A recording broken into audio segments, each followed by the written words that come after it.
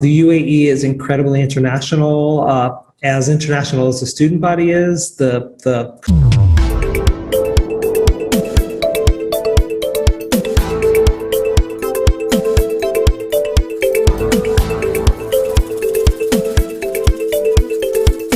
Art Center's role is to take part in all of those activities. So we are presenting professional work from artists from all over the world.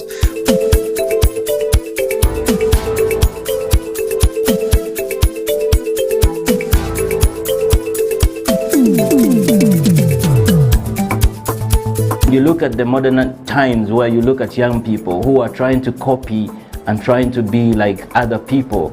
So that missing link really keeps me going as an artist, and it makes me create.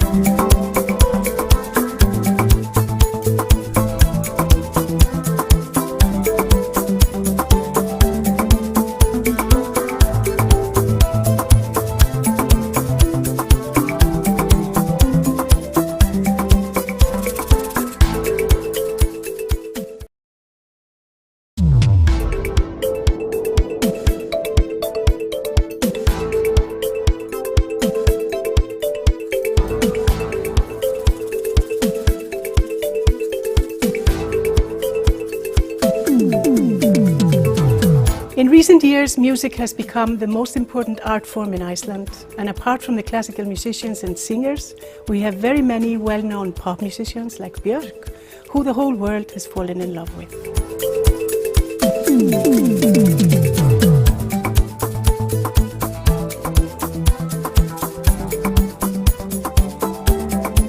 My calling was folk music. I've been a folk artist, and that is what I'm still doing. I started by being an apprentice of the late Dr. Albert Sempeke.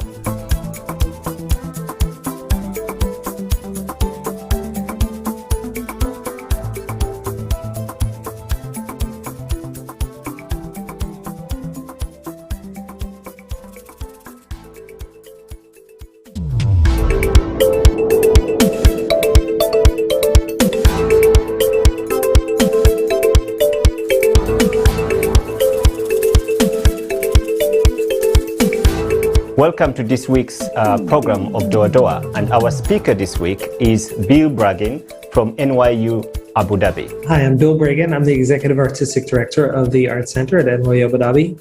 I have been here for 6.5 years, leading the founding of the Art Center. Prior to that, I've been a New Yorker my whole life. I came immediately from Lincoln Center for the Performing Arts, where I was the Director of Public Programming. Prior to that, I was at Joe's Pub at the Public Theater, at Symphony Space, at Central Park Summer Stage, and spent a lot of my time presenting multidisciplinary work from all over the world. I'm also a co-founder of Global Fest, which is a festival that takes place every January, tied into the APAP conference. The university, NYU Abu Dhabi, is part of what NYU calls the Global Network University. The idea is that there are 3 hub campuses in New York, Shanghai, and Abu Dhabi that are full 4-year universities. Each has their own identity. And then there are also 11 other study abroad sites where the students are studying all over the world. NYU Abu Dhabi is celebrating its 10th anniversary. It's primarily a liberal arts college with an orientation towards research as well. There are about 1,500 students who come from all over the world. So our students come from about 115 different countries. There's no dominant majority. So a big point of the university is to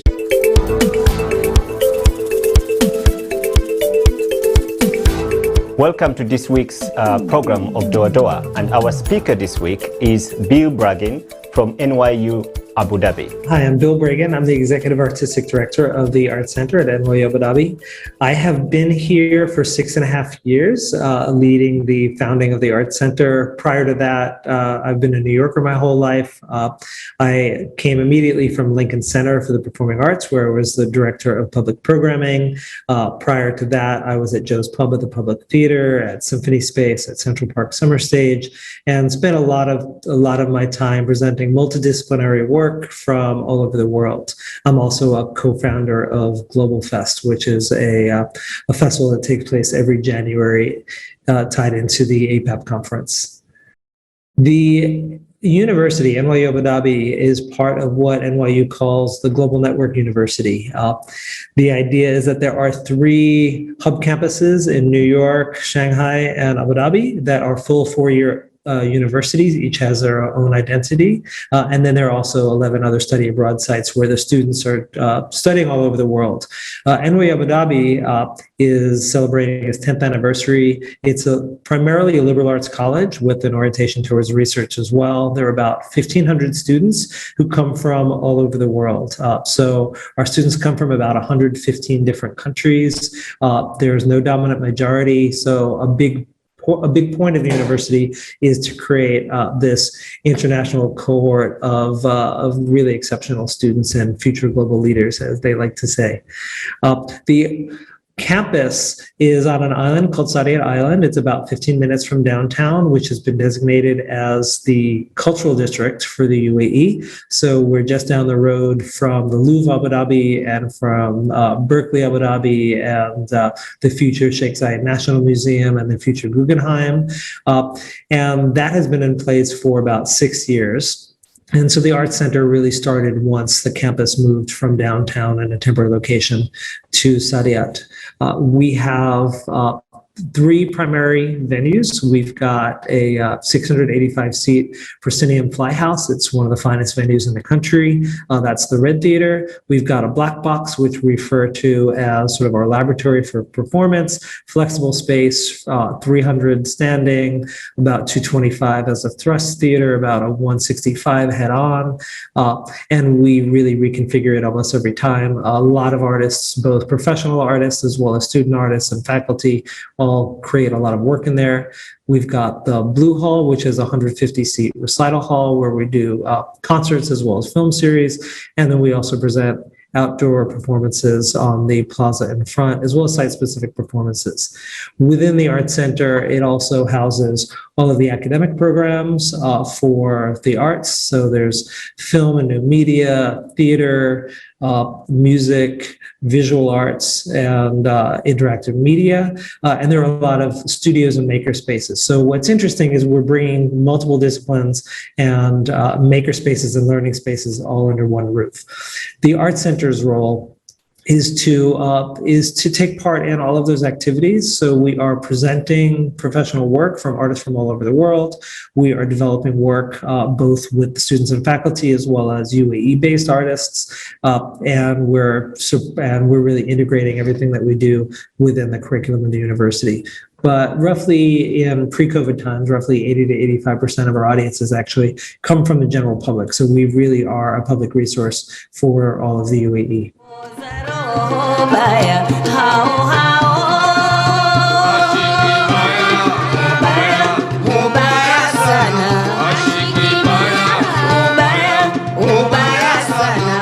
So the question that I always have when putting together our season for the Arts Center is, why here? Why is it relevant? How does it connect to the UAE? The UAE is incredibly international. As international as the student body is, the country at large is even more international. There are people here from about 200 different countries. The Emirati national population is somewhere between 12 and 20%, depending on where you're looking. So international content is always really important. And also there are a lot of people here who don't necessarily have a lot of past history with traditional performing arts. And so the question is, why would someone who's never been to a theater play before, why would somebody who's never been to a contemporary dance performance be interested in the work? What conversations is it going to open? And I'm looking both at the conversations that it might open with the city at large, the community at large, as well as how it integrates with conversations that are happening on campus. So a lot of the work is looking at issues of the environment and climate change, or global migration, or gender issues, or sometimes we are looking at formal issues, artists who are kind of pushing art forms forward, and we're looking at that as well, because we are in part also planting seeds to help to contribute to the larger cultural economy of the UAE. We have certain perennial events. Rooftop Rhythms, which is a spoken word open mic, has been going on. It actually existed before we even arrived, but we adopted it and have really helped to grow it in giving a voice to local artists, both who are hitting the stage for the first time, as well as people who are quite accomplished published authors. We've got the Barsakh Festival, which would be recognized as a quote unquote world music festival, as problematic as that phrase can be. We have Hakaya, which is a National Day event that celebrates history and tradition for UAE National Day, but it is also designed to represent the transnational nature of the UAE. And that happens every year, right at the end of November, beginning of December, primarily poetry and spoken word, as well as some music. And then lots of programs that really run the gamut of disciplines with a personal interest. For me is hybrid work that is not easily categorized, that might be music with a directed video. It might be a durational performance in a human-sized aquarium with 12 tons of water used as a way to open up a conversation about global warming and rising water levels. Might be site-specific dance, but we're really often looking at artists who are mixing disciplines and mixing cultural traditions.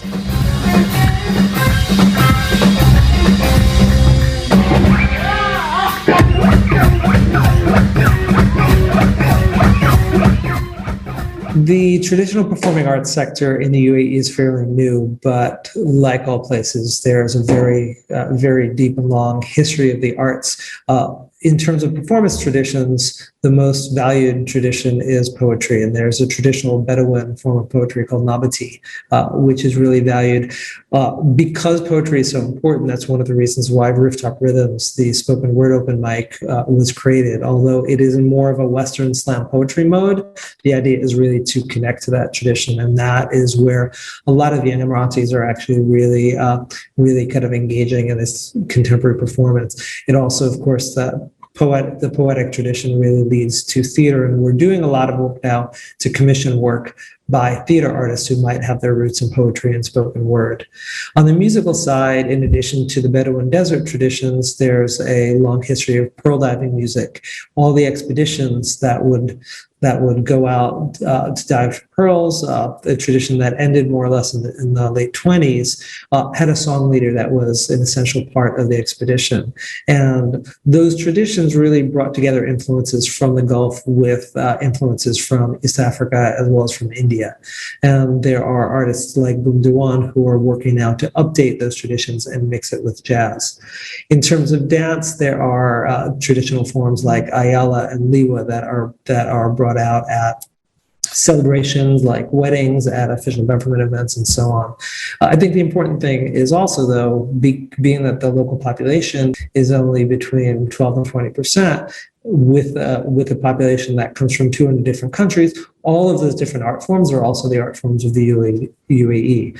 It's a very cosmopolitan place. So whether it's oud music from the Levant, whether it's jazz, whether it's EDM, whether it's Afrobeats, all of those styles are there. There's a contemporary dance scene that's just starting to grow. So really the arts in the UAE are extremely varied.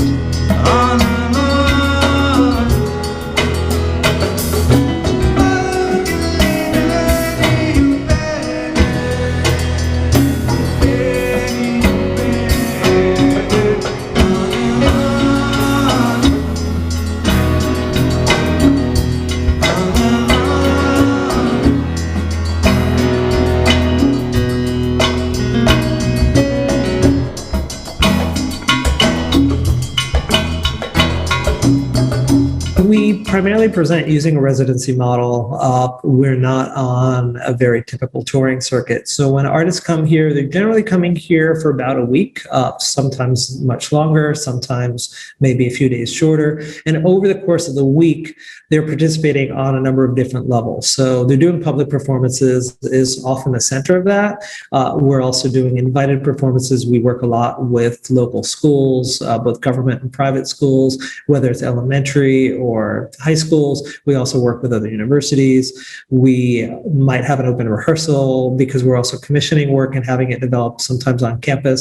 We want to open up that process to the public. So we do that as well. And then the artists are also visiting the classes and being integrated into the curriculum of the university. They are doing workshops and sharing technique, whether it's a dance class or an acting class or so on. We're also working closely with our Career Development Center and with our art gallery to do a series of career chats, arts chats that are designed to not only build the skills, but also help people to think about how they can turn participation in the arts into their profession.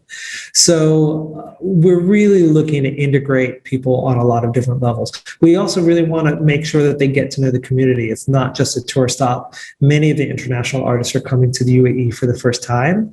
And so we want them to come away really with a sense of the richness that is NYU Abu Dhabi and that is the UAE as a whole.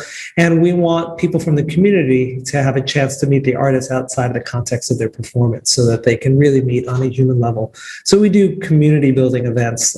For example, we have a dinner with every single artist who's here where we invite students and faculty and staff, other people from the community, that we curate almost like a dinner salon where we really want to just find some people who can get to know one another with the arts at the center of the conversation.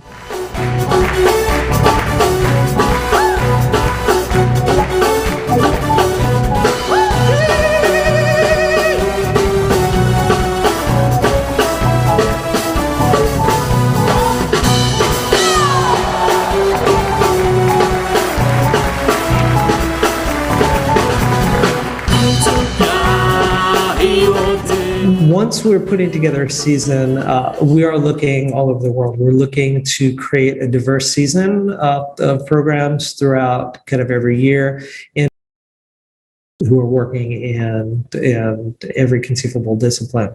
We've had a lot of artists from East Africa. Actually, I'm recording this on the day that was the anniversary of a show in our pilot season with Just a Band from Kenya. It was our sort of pre-opening event where we were just sort of experimenting with what do all of these residency activities look and feel right. And they were in a lot of different classes. They also pulled together members of the community who joined them on stage for the show.